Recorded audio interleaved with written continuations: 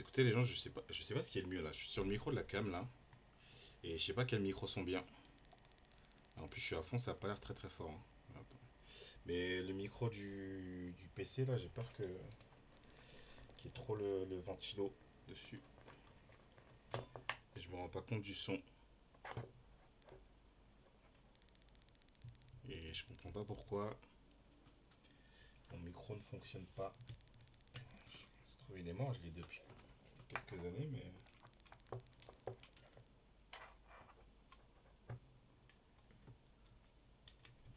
pourtant il n'est pas enlevé. Ah, la technique, les gens, la technique. Et bon, j'ai pas la flemme de relancer un live pour voir si ça change quelque chose. On va partir là-dessus, hein. Je pense qu'on va partir là-dessus. Tant pis, on va faire avec le micro de la cam. Programme de ce soir, les gens. On va continuer un peu la saga de l'été là, c'est regarder des docus, souvent sur des sujets internationaux. Lundi, j'allais dire la semaine dernière, c'était pas la semaine dernière, c'était lundi. On a regardé En fond des nuages sur la situation du Sahara occidental. Alors, c'était la situation d'il y a 10-15 ans. Il n'empêche que c'était très éclairant. Aujourd'hui, on regarde Agent Orange, une bombe à retardement. On regarde ça aujourd'hui notamment parce que demain, c'est au Vietnam la journée nationale pour les victimes de l'agent Orange. Et donc, on va se renseigner un peu sur le sujet, etc. Alors, en parlant de ça, si, disons-le tout de suite, si vous êtes intéressé pour avoir davantage d'informations sur le sujet, vous pouvez. Ouais, le son est très bas. Alors attends, j'essaie de changer de micro. En fait, je suis sur le micro de ma cam parce que mon micro, je sais pas pourquoi il a planté. Enfin, il a planté, il fonctionnait pas. Alors j'essaie de passer sur le micro du PC. Ok, alors. Tiens, je vais voir comment c'est. Alors, là, normalement, vous m'entendez mieux. Et encore, je peux monter. Mais en fait, j'avais peur qu'avec ce micro et le ventilo qui est sous le PC, que ça capte trop le ventilo. Mais je sais pas comment c'est là.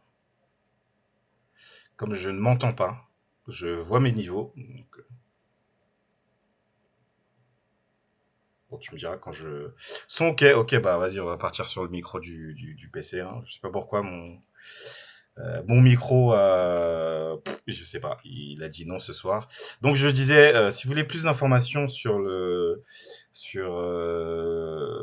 l'agent Orange, vous pouvez aller, bah, voilà, par exemple sur le site du collectif Vietnam Dioxine, sur le compte Twitter. Alors attendez, je vais choper les liens. Incessamment sous peu, le compte Twitter ou le compte Insta, je sais pas ce que vous préférez comme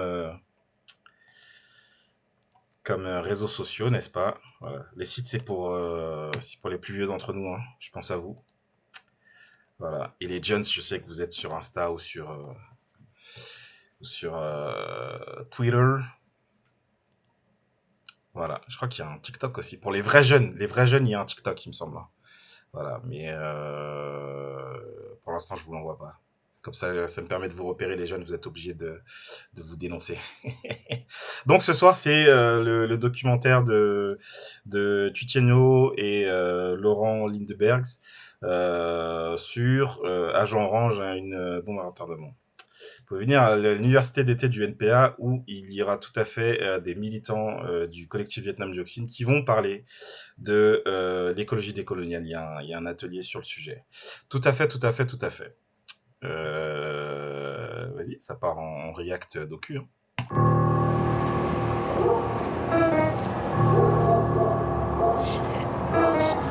Potansiyeli makinenin kirlisinden.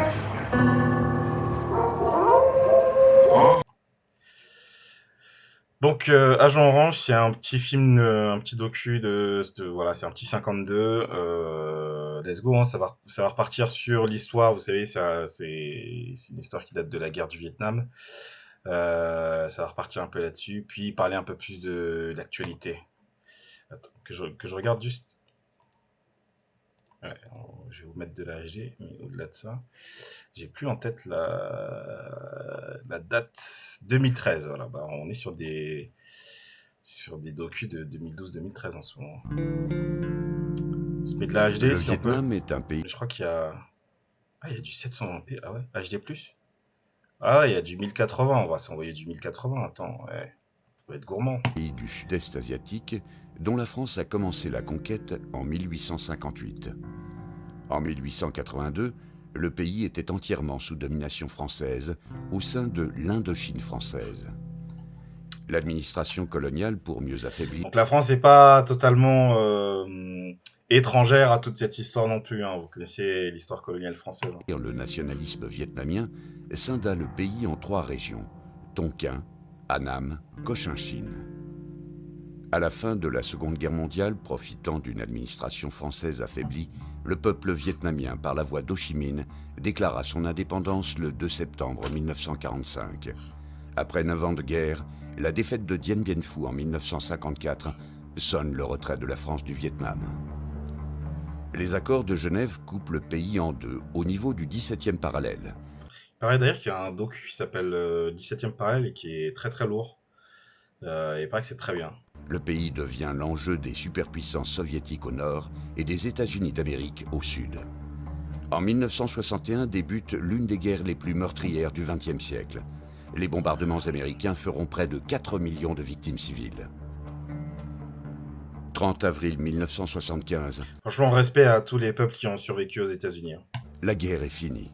Les États-Unis quittent définitivement le Vietnam. Résister et survécu. Après 40 années de guerre ininterrompue contre la France puis les États-Unis, le Vietnam sort enfin de la guerre. Fin des bombes à billes, à fragmentation qui déchirent les corps. Fin des bombes au phosphore, au napalm qui transforment les humains en torches vivantes. La paix et la reconstruction du pays sont à portée d'espérance. Pourtant, en partant, l'armée américaine laisse un poison aujourd'hui invisible, la dioxine. Cette arme chimique puissante, plus connue sous le nom d'agent orange, créée par la multinationale Monsanto, a pris possession de la terre, des eaux, de la végétation vietnamienne. Monsanto, en s'infiltrant dans les sols, les rivières, elle touche la chaîne alimentaire. Des millions de Vietnamiens sur plusieurs générations sont victimes de la dioxine, atteints de lourdes malformations, de cancer. 40 ans après le dernier épandage, la dioxine continue à faire des ravages. Comment qualifier cette catastrophe humaine et écologique que vivent le Vietnam et sa population? Au-delà du cas vietnamien, quelle est la responsabilité des États dans le choix des armes et de leur utilisation? Salut la flamme, bienvenue. Merci pour le follow. Comment tu vas?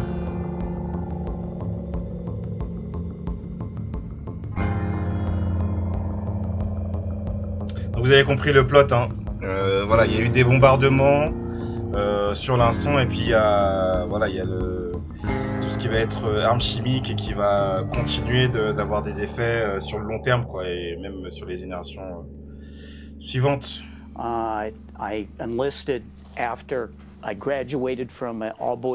Je me suis engagé après avoir terminé mes études au lycée catholique.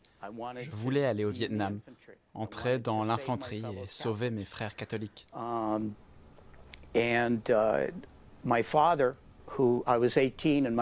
J'avais 18 ans et mon père a pleuré. Alors sans la gaffe, ouais. Il Tu m'a veux dire dit, que tous les jours se ressemblent, c'est ça que tu es en train de dire? Je ne veux pas que tu ailles au Vietnam. Pourquoi Vincent Lagaffe et pas Michel L'anglais Foucault, par n'était exemple? pas sa langue maternelle. Il avait un niveau de classe primaire. Pourquoi pas Walter White? Il m'a dit, je ne veux pas que tu partes. Je lui ai demandé pourquoi. Calvasophobe. Simplement faire comme toi et Harold, quand vous avez combattu lors de la Seconde Guerre mondiale. Et il m'a répondu, non, ce n'est pas pareil. Nous sommes allés combattre des gens qui mettaient des êtres humains dans des fours. Toi, tu ne dois pas aller combattre de pauvres agriculteurs qui veulent simplement qu'on les laisse tranquilles. Tu vas pas t'opposer à la libération d'un Je n'ai peuple? pas écouté mon père, mais les cardinaux et les médias. Paris, voyons. Tu vas pas faire une guerre C'est coloniale? seulement plus tard que j'ai réalisé combien mon père avait raison.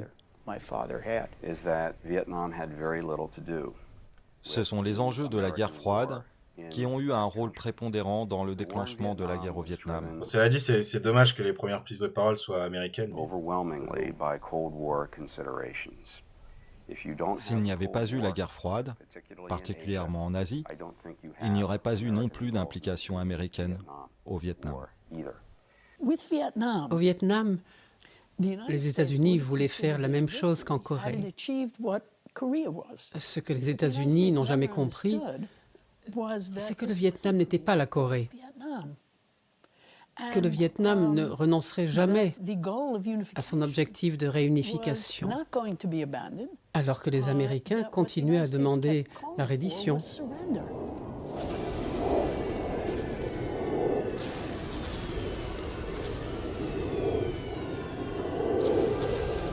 C'est ouf quand même.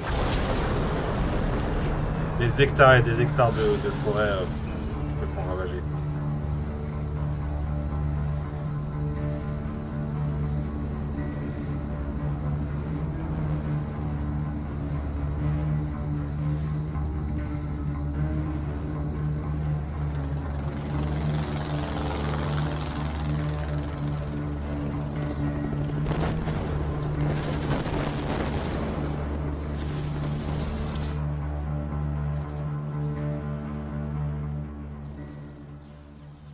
Durant cette deuxième guerre d'Indochine, il a été déversé sur le Vietnam, le Laos et le Cambodge 6 fois le tonnage de bombes qui ont été utilisées durant la Seconde Guerre mondiale. C'est ouf, hein? À l'intérieur de cette déflagration sur l'ensemble des bombes de la Seconde Guerre mondiale, s'est déroulée la plus grande guerre chimique de toute l'histoire de l'humanité, au travers d'une nouvelle arme chimique qu'on appelle Agent Orange. Alors, si vous êtes anti-américain, ce documentaire va pas vous aider. Je préfère vous prévenir.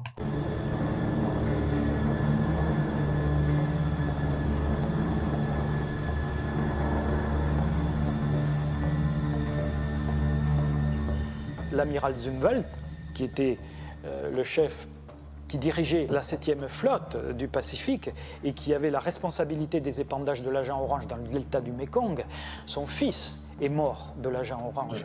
Son petit-fils est atteint de maladie mentale probablement due à l'agent Orange. Lui-même est mort en 2000 et a dit sur son lit de mort que le Vietnam restait le plus grand champ d'expérimentation de la dioxine de toute l'histoire de l'humanité et que des études devraient être faites très rapidement. En 1965-1966, 6 mois après mon arrivée au Vietnam, nous avons été expédiés vers la colline 55. Quand nous sommes arrivés, la colline était totalement nue. Dans un rayon d'1 kilomètre autour de cette colline, il n'y avait pas la moindre trace de végétation. Elle avait été entièrement arrosée avec un produit chimique appelé l'agent orange. Selon certaines estimations que j'ai entendues, 220 000 litres d'agent orange auraient été épandus sur la zone entourant la colline 55.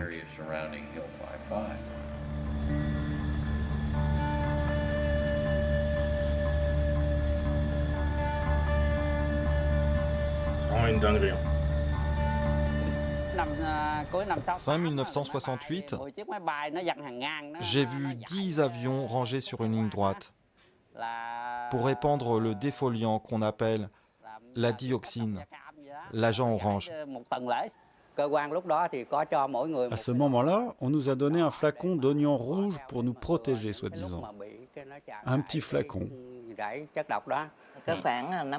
À partir de 65-66, jusqu'en 70, chaque jour, les Américains épandaient l'agent orange. Et dès le soir tombé, c'était les obus qu'on recevait. Il fallait guetter les moments calmes pour sortir des tranchées et chercher de quoi manger. Les gens des hameaux stratégiques n'osaient pas nous recevoir, nous aider, car c'était interdit. J'ai entendu le bruit d'un avion. Croyant qu'il allait nous bombarder, je me suis réfugiée dans une tranchée. Quand l'avion s'est éloigné, je suis sortie de la tranchée et j'ai regardé le ciel. Il était rempli d'un épais brouillard.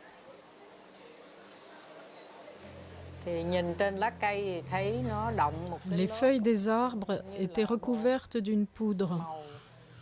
Elle avait une odeur désagréable, très désagréable. Après l'épandage, en seulement une nuit, tous les arbres étaient morts. Dans les rizières, il y avait des éclats d'obus Salut et aussi Galvanize, de la bienvenue. dioxine. On commence le docu sur l'agent orange. Donc là, on a vu comment ça s'était perçu du côté américain, notamment les gens qui sont engagés dans l'armée à cette époque-là. Là, on voit du côté de la résistance vietnamienne.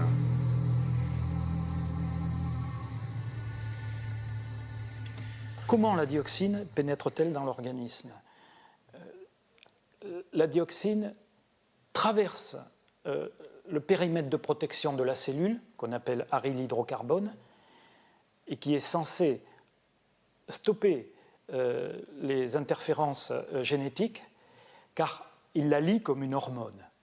Et de ce fait, elle crée les désordres à l'intérieur des cellules, et c'est pour ça que les fœtus sont si sensibles lors de l'embryogénèse à la dioxine. Nous ne savions pas que l'agent orange empoisonnait la population du Vietnam et que cela nous empoisonnait également. Nous cuisions nos aliments dans ces champs. Nous y avons été blessés. Nous y avons saigné dans toute cette boue infectée par l'agent orange. Cette dioxine est descendue dans les sols, elle est descendue dans les nappes phréatiques, elle est dans les boues, passe au travers de la chaîne alimentaire et se stocke dans les organismes.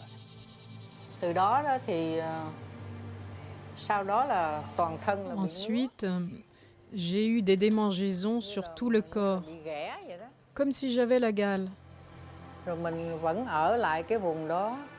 J'avais souvent la diarrhée et je toussais.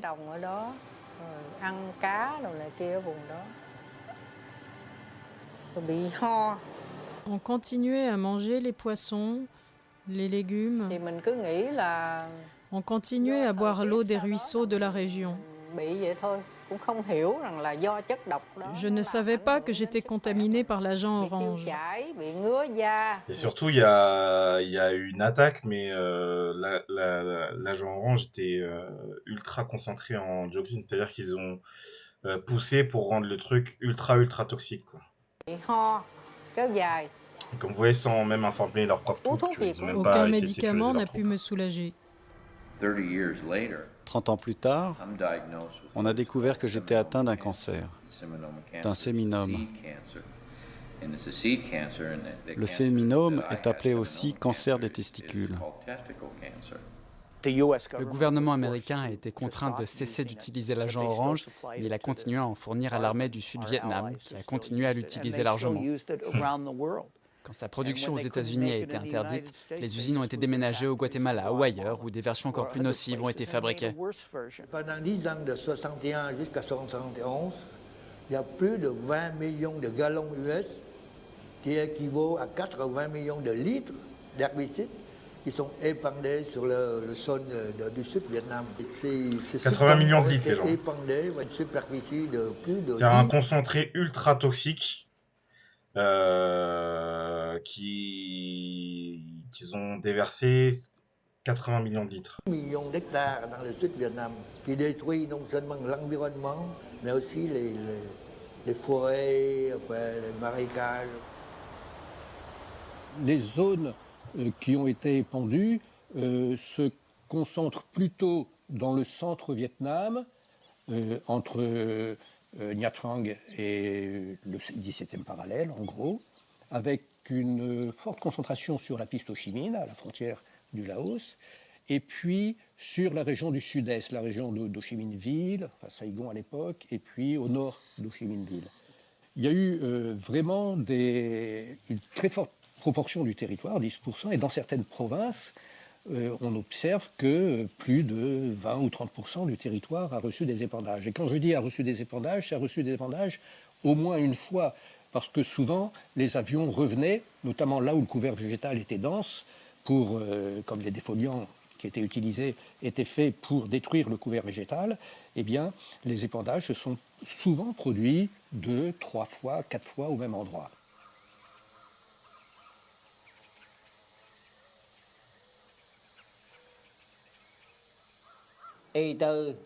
En 1965, l'armée américaine a pris la base militaire de Dongzhou. Notre mission, c'était de détruire cette base.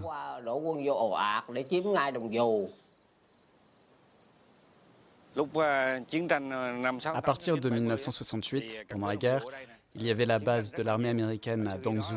Les Américains ont bombardé. Ici, c'est un fossé de bombes qu'on n'arrive toujours pas à combler. La base américaine de la province de Dongzhou se trouvait exactement là. 30 000 piscines olympiques. Pendant tout ce temps, j'ai assisté au bombardement. Voilà tous les dégâts pour créer une zone blanche.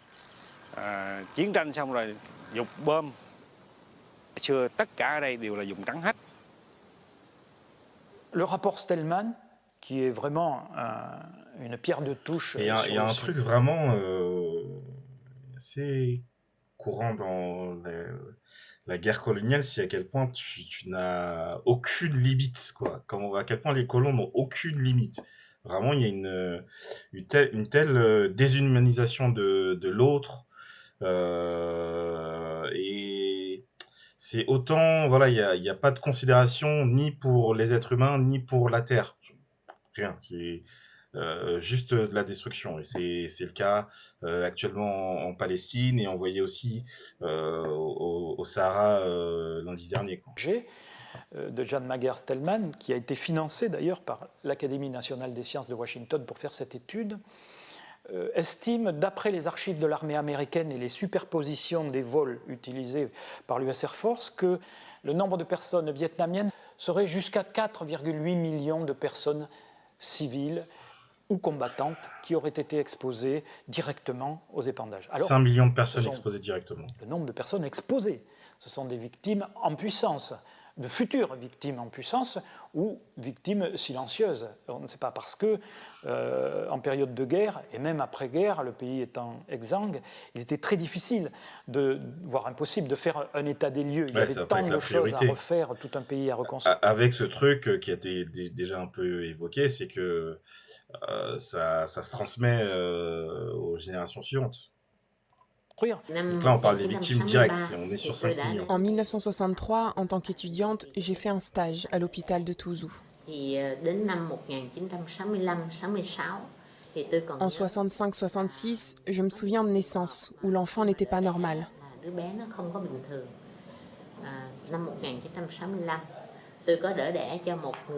En 1965, j'ai aidé à accoucher une jeune maman. Quand l'enfant est sorti, il n'avait pas de cerveau. Il n'avait que le visage et il ressemblait terriblement à un singe. J'avais très, très peur. J'étais encore trop jeune. Je n'avais que 20 ans et je n'avais aucune expérience. C'est pour ça que j'ai laissé la maman voir son bébé. Et la famille aussi a vu le bébé handicapé. Alors la jeune maman a commencé à hurler, à pleurer, à dire qu'elle avait mis au monde un singe.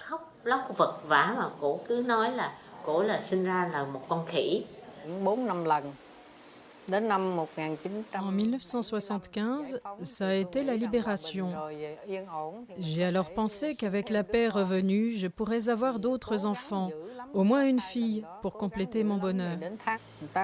L'équipe médicale savait que par le passé, j'avais fait plusieurs fausses couches et voulait m'aider à garder le bébé. Ils ont très vite fait plusieurs interventions. Mais malheureusement, mon bébé était mort depuis une quinzaine de jours et il a fallu m'opérer pour faire sortir le bébé. C'est le docteur Nyok Phuong qui s'en est chargé. nứt đôi cột sống gì đại khái nhiều thứ mà chị không dám nói. Cái hôm mà phỏng vấn chị ở tại làng Hòa Bình, C'était un bébé monstre. chị nói chị có kinh nghiệm hơn, chị không dám đưa cho người. Cette doctoresse avait de l'expérience. Elle n'a pas voulu me montrer mon bébé mort handicapé. Elle avait peur que je sombre dans la folie. Chị đã lưu cái thai đó. Le docteur Ngoc Phuong a conservé cet enfant dans un bocal, dans le formol. Il y a... Bon, en tant que si, ça m'interpelle parce que les études montrent que très rapidement, chez des bébés, très rapidement, on arrive à identifier quand un être face à soi est de son espèce ou pas. C'est quelque chose qui arrive vraiment ultra rapidement, quoi. Donc vous voyez à quel point c'est quelque chose de profond dans l'histoire de chacun de reconnaître, ok, ça c'est un être humain. Et donc ces gens qui à qui on a fait la guerre, qui cherchaient juste à se libérer, hein, et qui se sont libérés, et derrière on leur refait la guerre encore sur des années et des années et des années, qu'on déshumanise et qui se retrouvent à avoir des enfants qui ont des malformations qui font qu'ils ont une apparence monstrueuse. Oui, enfin, je sais pas si j'arrive à expliquer à quel point enfin, à quel point l'atteinte est profonde, quoi. Ce que je voulais dire, c'est que un bébé est capable de reconnaître ce qui est humain et ce qui est pas humain. Oui. Donc le fait que l'effet de l'agent orange ce soit de monstruosifier, enfin un des effets, les bébés, c'est pour dire à quel point ça touche à quelque chose qui est au plus profond de notre humanité. Voilà. Et en particulier avec la question de t'es une mère, tu perds ton enfant et tu ne peux pas même pas reconnaître en cet enfant un être humain. Enfin, bref.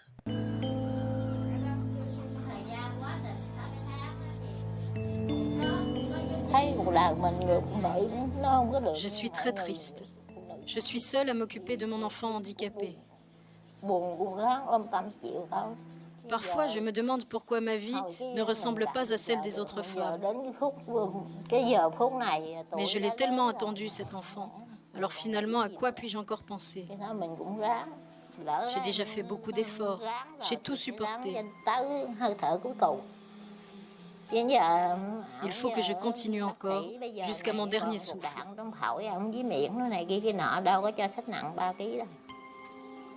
Et ça, je pense que d'ailleurs, sur les analyses intersectionnelles, je pense qu'un des trucs qui pêche le plus, c'est la question du validisme, hein. C'est un truc qui est insuffisamment pris en compte et qui a pourtant j'allais dire parmi les pires conséquences, je sais pas si c'est pire ou moins pire, mais en tout cas des conséquences extrêmement graves dans les conditions de vie des gens.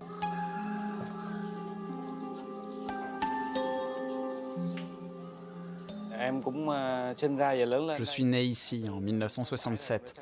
J'ai grandi ici, tout près de la base américaine de Dongzhou. Je ne sais pas s'il y a de la dioxine, mais j'ai 2 enfants handicapés. C'est les oubliés, ouais. Je Lui, c'était un gardien là, qui était tout à l'heure qui montrait cette base de Dongzhou. Si vous reconnaissez pas. En 2002, j'ai mis au monde mon 2e enfant. Il est né paralysé, handicapé mental.